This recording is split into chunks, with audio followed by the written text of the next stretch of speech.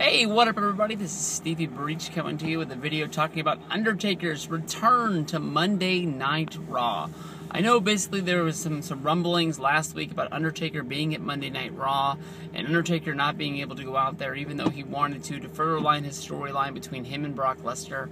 Basically, I think that was all malarkey. I think that was just basically people trying to make things up, stir something up, and I don't think there was anything really behind it.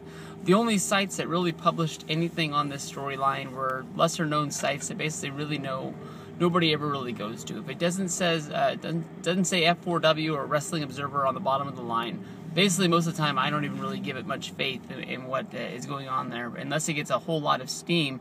Then basically I'll make a video talking about how I don't believe it is true and pointing out the facts that I see in the article that I don't think go along with what's going on in the real life storyline of TV. But basically Undertaker is being Undertaker is being the point of interest for Monday Night Raw coming out, that he's announced that he's going to come out and he's going to answer Brock Lesnar and further the feud of where they're going to.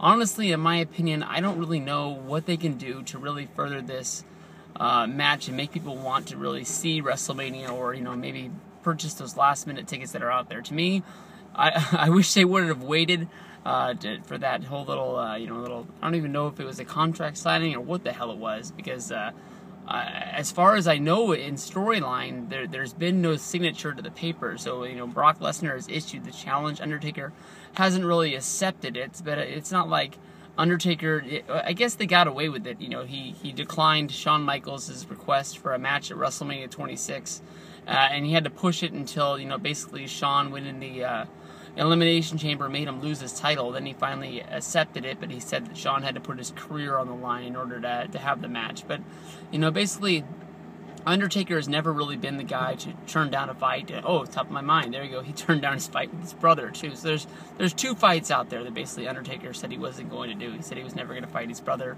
But now we've seen Undertaker versus Kane 1,000 times. But he didn't want to fight him the first time until he really pushed him to the limits, and then at WrestleMania they got it on. Of course, Undertaker picking up the win, even though the feud continued after that. But I don't know. I can't really think of anything they can do. In the past few years, they've had Undertaker come out there, and we all know he's not going to wrestle a match on Monday Night Raw. We were very, very lucky to get that last year on the European tour when he teamed up and did the 6-man match with the Shield, and they put him through the table and everything like that. But I can't think of anything. I mean, they can't even bring up Paul Bear's, death, or Paul Bear's Hall of Fame run, because mainly that was the big basis of last year with CM Punk and The Undertaker. They used that to death, with CM Punk opening up the ashes and pouring them on top of them.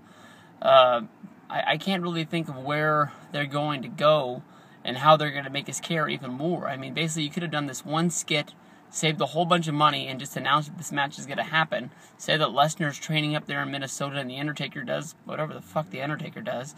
I don't know, in the past they used to show him building coffins, and that's how he used to get ready for big matches.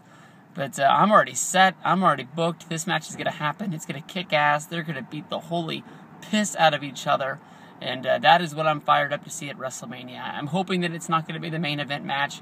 I'm really hoping they're going to save that for Daniel Bryan and Triple H.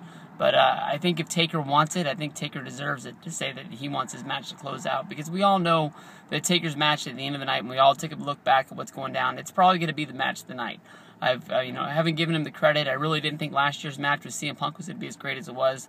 Then it was, the match it was. 28, 27, 26, 25, all of these. You can even say 24 with Edge, 23 with Batista, all of those. Best match on the show.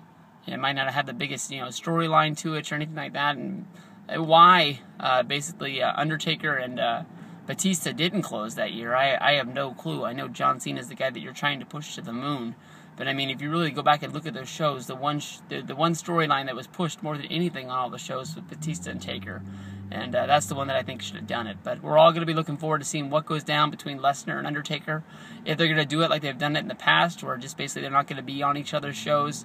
They'll use one week, one the next week, just so you can sort of space it out, thinking, like, what are they going to do when they run into each other again until we get to Mania? I'm not sure, but I just think that's, it will be best for business. Thank you very much, everybody. Peace out.